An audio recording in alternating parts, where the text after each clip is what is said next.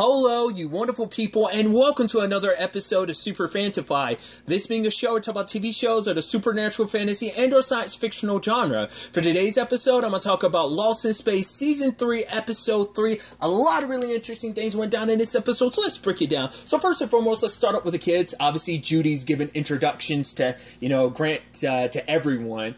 I think that's kind of neat. And even Penny's like, oh, she's like, because she's like, hey, this is Grant Kelly, it's like, no, Grant Kelly, I get it. And then, he's like, oh, nice to meet you, holds out his hand, and then Penny comes over and hugs him. I wonder if it's just because it's like, well, because you're a hero, so it's like meeting a, big-time celebrity, or is it like, well, you're my sister's dad, so of course I'm gonna hug you because you're family. It could be a combination of the two, too. It's hard to say in that particular moment, because, but either way, the fact that she didn't go just shaking his hand and hugged him, it's like, yeah, I think it's more like, yeah, you're my sister's dad, so yeah, you're family. So that's the way I'm gonna hug you. So it's super adorable. And everyone's shaking his hand. Liam gets to shake his hand first before Vijay does, and you can just see Vijay seething and so upset by it. But, yeah, they get everybody back, and you can tell Smith is like, that empty cryo tube that you're putting on the ship. And then later on when VJ's doing the vitals, it's like, why are you doing this and not Judy? It's like, yeah, she's busy captaining. It's like, okay, you're doing this because you're trying to put me in a cryo tube. And he's like, yeah. I wonder, did he actually not know why Judy was asking him to do that? Or was it just he's not very good at lying? He's not the deceptive type.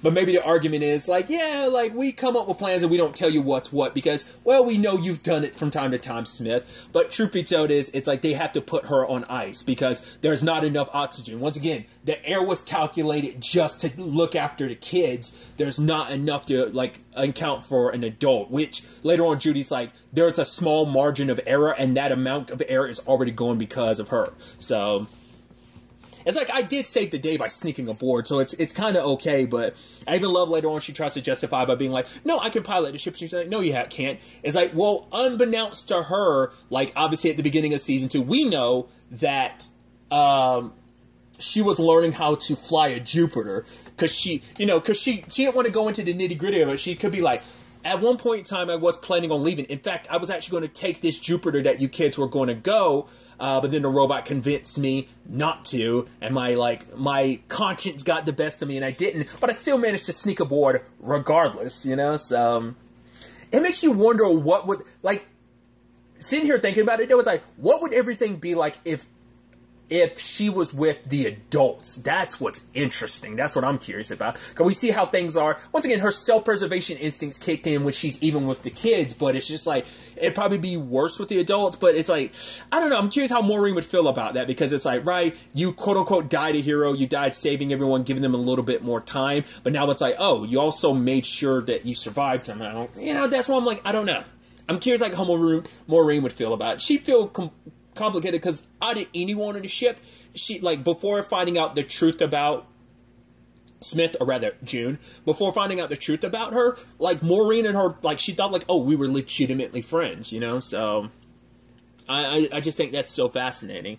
There is an important thing that they brought up this episode that is going to circle back around. It's the automated system. It's they have to leave soon because the computer is if they don't leave soon enough, the computer is going to decide not to leave. Which even Grant was yeah, he trusts computers, but only to some extent.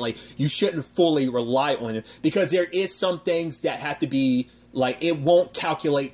It looks at the numbers thing, but there is things that can't 100% be calculated by a pilot's instincts and her skills. So, they're just some gut feeling type of situation. So you knew that was going to come back a little bit when he was yeah, there's 99% that a computer can account for, but then there's that 1% that will leave you high and dry. So I figured as much. The way the episode played out, I thought it would play out like that. I just thought jumping ahead, I thought it'd be Grant's skill was going to come through in the end, and he was going to get them through, and it's going to prove right, you can't trust the computer. But then they modified it to be no, the computer wins out in the end because the computer is based around her mom. Because and there's a commentary that could be in that. Yes, she looks up to Grant as a hero, but if she's going to trust anybody to get them out of a situation, she's going to trust her mom because the programming is the closest thing to her mom. It's my mom is one of the head people that led to the programming in these, so I trust her because it's more about her instincts and her knowledge of things, her her calculations that kind of matters the most, So I just think that's fascinating. Because Judy goes off to try and find Will because they need to all be taking off soon enough. But So Smith decides to go tag along, and she makes sure to bring a crowbar to her. And that's such a sad thing. I was like, once again, even though we get a better side of you, you continue to be the duplicitous person that you are. Because like, she was planning on knocking Judy out. She was hoping she wouldn't have to, because she still doesn't know that Grant. It's like, oh, like, why do you trust him so much? It's like, this is a guy that you don't really know. Yeah, he might be this and that, but you don't really know him. It's like, she's like, I know enough. And it's like, because Smith doesn't know. I mean, granted, you're not close enough to know that yet. Like, she's been around the Robinsons, and she knows them, their personalities and how they operate, but there's still a lot about them she doesn't know, because she never really bothered to really get to know them, aside from their personalities and what weaknesses she can exploit to use against them. That's about it. But she never got to know them on a personal enough level to know that, like, everyone in that family knows Grant Kelly's her dad. Like, well, like I said, amongst the Robinsons, like, not everyone else extended, like, amongst the 97 other kids who know that, you know? So I think that's, well, you know, I think that's fascinating. But on the way there, she was just like, oh, you can't put me in a cryo tube. It's like, you're just going to have to trust me. And she's like, you don't get it. I can't. And we've never actually heard her be so blunt about it. She's like, I can't trust anyone. Because she's like, truth be told is, there's no one on this ship or on Alpha Centauri that's going to care enough to open that for me. Because say, for example, somehow her sister, because we haven't touched on where her sister is since, like, she left her back on Earth. We don't know if she made it to Alpha Centauri. You would assume not, that she's still back on Earth. So, like, there's no one on Alpha Centauri waiting for her, not unless there's some family. We'd assume, because their mom is gone, I believe, present day, I think. I think the last thing we touched on was, like, their mom was still paying off, like, some of Smith's debt. So I don't know if she's actually alive. I think that was always my mind. I can't remember if she's still alive or not. Because, like, we saw one point in time, like, oh, like, their mom covered for her. So they haven't really implied whether or not her mom is still alive or not. I think they did, like, at the beginning when we got more into, when we first found out, like, she was impersonating her sister and got on the Resolute. I believe they did touch on, like, her mom being dead, I think. I could be wrong. But circling back to it, I just thought that was fascinating, just like her to be open up. Because at first I thought she was just saying, like, just in general, I have trust issues. I can't trust anyone. But she was like, no, there's actually a reasoning behind why I can't particularly trust people in this regard. I mean, granted, she's always kind of, like, had a pessimistic view. She kind of views people, because she looks at, like, oh, it's just your human nature, and she just looks at, like, the worst in people. Luckily, if it wasn't for, like, the noise in the cave, like, she would have knocked Judy out. Granted, that wouldn't have gone well because, well, not pun intended, but when I said granted, Grant, her dad, would not have been too copacetic, and you know Penny wouldn't. But even Penny was like, right, got to look after the rest of the people, and we have to make a decision. I don't want to leave without the others, but we might have to take off, because we don't leave now, we are going to be stranded, because the automated system won't let us go. And so, Grant ends up disabling it, because he plans on flying the ship himself. But at the same time this is all happening, Will's documenting things, trying to get as much information as he can, because I'm assuming all that he's gathering is supposed to be what he's going to use to, like, go against the robots' initial programming, thinking they're continuing their creators, what they were programmed to do. And this episode confirms what I pretty much thought last episode, because Will's like, oh, hey, like, so the original species that built the robots, they basically, the forearms and everything, because they had such similar feet to the robots, that's what made me go, like, they probably have to be based, the robots have to be based on them. And even Will was like, right, it's human nature to want to see yourself in whatever you create, even if you guys aren't human. And so he finds, like, kind of a panel, and he starts activating it. Because initially he thought, like, they always thought the sounds from the ships were just, you know, frequency and interference. But he's thinking, like, there's more to it. Because now, like, he's like, oh, sadly I had to borrow one of the aliens' arms.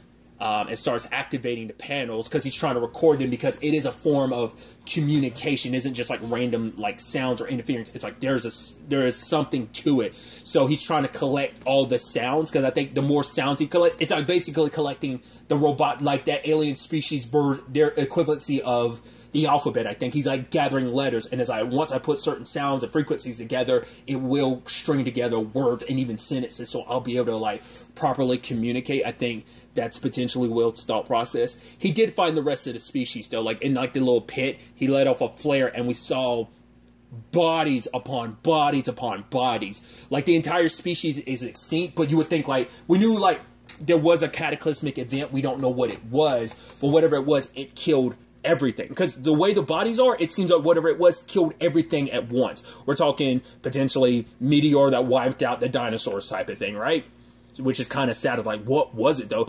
I mean, to be fair, we have no idea how long ago it was either. I mean, they are bones and everything, but if it was something really cataclysmic of that extent, you would think like whatever it was, it just killed them. Because if it was like meteor or something falling, you would think it would have disintegrated all of them. So it could be that maybe something leaked through that was poisonous to them and it killed them. Because it's just like, the fact is that they are bones. Like, their bones didn't dissolve or get like turned into dust. So that's why I'm like, whatever. Well, to be fair, I had to take that back because Will did say that the damage there was like similar to like the burn you would see from like a volcano. So maybe it was something of like a meteor impact. So that might be, I just think it's interesting that their bones are still like the flesh, because that's why I was like, maybe like their flesh is going simply because how much time passed. So maybe it could be a combination of things. I don't know. I just think it's interesting that their bones would be here. I would assume like if something's hot enough, it would burn away not only their flesh but their bones. But maybe that's my misunderstanding, because I mean, we are talking about an alien species, so like I don't know if that'd be applicable to, well, because like when you cremate a body, like the flesh burns away but the bones, well, they do, the bones do burn. I mean, yeah, if you get it hot enough, obviously. So for their bones to have been intact, their flesh being gone, that's why I felt like maybe it, like I'm going too in on it, but it's just, that's why I'm like, because I feel like the fact that they have bones left feels like it's probably like indicative of like what could have been. But since adding in the volcanic element to it, like Will was, but luckily he got all he needed and he was getting out. Luckily Judy and Smith were there because the door started closing. Luckily she had a crowbar, so they were able to kind of get out. So got all that. Get back to the ship, which Penny and Vijay were having their whole conversation because Vijay's talking about Liam. It's like, oh, he's just a show-off. He brought you back to the camp. It's like, yeah, you know what that is? That's a show-off. And it's just like, yeah, it's like, because he even says he snores. Like, plenty of people snore. He's like, yeah, I bet my dad snores.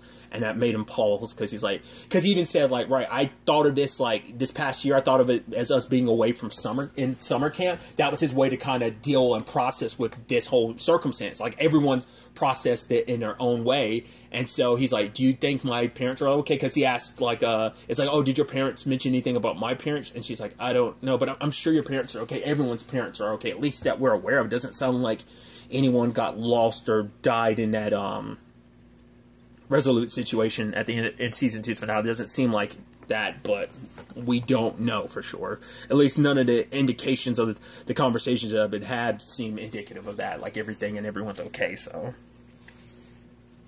But, like I said, by the time, well, I thought was really interesting is when the robot comes to Will, because he initially was going to go check on Will, but he was like, no, trust Will Robinson. And then Will's like, I know it took a lot, because I guess he could feel that the robot was coming towards him, and but he could tell, like, they do have their connection, so he probably felt when the robot was kind of like at least worried. As I know it took a lot, but I think I have the answers for that thing we've been working on. And so Smith knows whatever it is on that camera is so important, so she's like, right, I have my leverage against you, so I'm gonna put this in there with me. That way, I'll have the leverage needed for you to make sure that you open up. You know, if I go into cryotube, and he's like, no, and she's like, wait, what? I was like, whoa, but he's like, right, I'm going to be your insurance policy. She's like, what?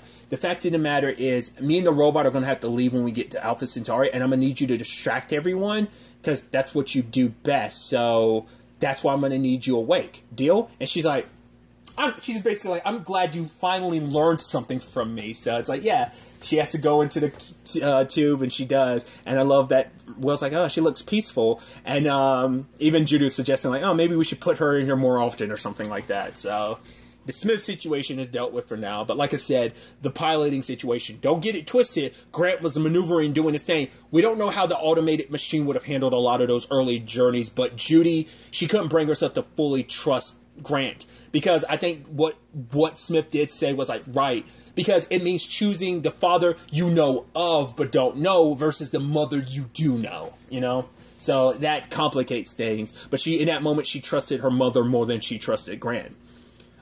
Because despite everything, knowing all this about him, he's still a stranger to you. Granted, I think it was a combination of two. Like, I think him getting them as far as they did was to the benefit, but it's just to that last moment, he was like, no, don't trust the computer. She turned the automated system back on and they made it through, and he was like, right. He ended up revealing some interesting information to them, too, that apparently, like, oh, I met your mom because of NASA. Like, he had brought that up last episode, but it turns out she was in the astronaut program. It's like, wait, if she was, then why did she bail out? I guess because she probably at the time found out she was pregnant, and so that made her back out of it. And like, she probably like, no, like, I need to be here for my children. Like, which that's probably going to make them feel away because it's like, wait, did we make you give up your dream? Which is like, no, like, I love you guys and I would never, because she even said it. It's like, yeah, like, Grant gave his life to space, but he gave her so much more. And that was in the form of Judy. And then with John, she had Penny and Will. And I think she would give, there's nothing in the world she would choose over them. You know, it's like they are the most important thing to her. So I think that's where that's going to go, but I'm sure that's going to get Penny and Judy thinking like, wow, did mom give up everything to have, you know, in particular Judy, because it's like, right, maybe she found out she was pregnant with me and that made her give up her dream of being an astronaut, you know? So, because even he was saying like Maureen was always the top of the class, so he shouldn't have doubted the system that she made, so there's that avenue of things. But then we cross over to the adults, and we're in that situation of, can we trust Scarecrow? Because Don's all about, like, running his mouth off and talking to him. Because it's like, oh, I'm bonding like Will. But the thing John keeps trying to remind them, too, is, like, this isn't Will's robot. The circumstances are different. Because if Will was here, the circumstances would also be different. But it's like, how Will and the robot bonded was different. What they've been through a lot together. Scarecrow's only recently been kind of reprogrammed and stuff, so. But obviously, there are 12 robots, like, on guard, and there's also the ship where the engine is. And so, when the time comes, you know, the robot, you know, Scarecrow is suggesting, like, right, I'll take 2, you take the other 10. It's like, really? That's what we're asked to do? So they end up souping up a chariot, and then, like, you know, Maureen's like, oh, do this. And she's like, oh, you already did that. He's like, yeah, it's not like he's like, there's no way, like, I've ever, like, hijacked and reprogrammed a chariot for, like, drag racing or anything like that. No, like, come on. But, like I said, John has his suspicions, especially when Scarecrow was off looking into stuff, and it's like, oh, he was looking into the Sunshine Ring, like the ring of the Saturns and stuff, and then, not Saturns, Jupiters, and, also, one of the files he had open was Ben Adler's, so it's like, oh, maybe he was trying to remember, and John was like, they weren't all, but what memories, because they weren't all good memories. Most of those memories were bad, because him and Ben had a contentious relationship, but Ben was the one that resurrected him, you know, so there is that element to it, like, was he trying to remember, just like the robot when it remembered Will back in Season 1, I wonder if it's kind of something similar to that.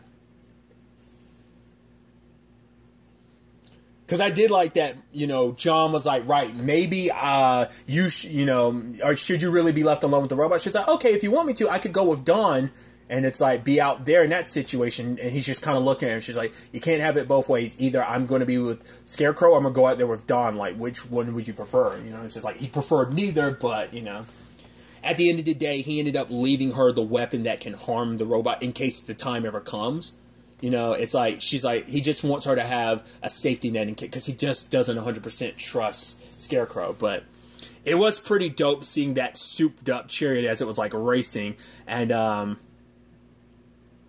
the robots were shooting at it. It was just like swerving around, you know, because it's going, like, I think the max speed they got it up to was like 100 miles per hour, like well above what it normally does. Granted, it will overheat, like, the systems of the thing, but the whole point was, while that's happening on, the Scarecrow will go aboard and get the warp drive. And so, at first, you're kind of like, because even Maureen's starting to feel it, because, well, I skipped over it, but Maureen was having this heart-to-heart moment with the robot, because she's like, right, when this is all said and done, like, where are you going to go? Like, you know, and the robot didn't really say anything, and she's like, are you going to find a new home, like we are, or what? But then she also brings up, like, right, what was done to you on the Resolute wasn't right.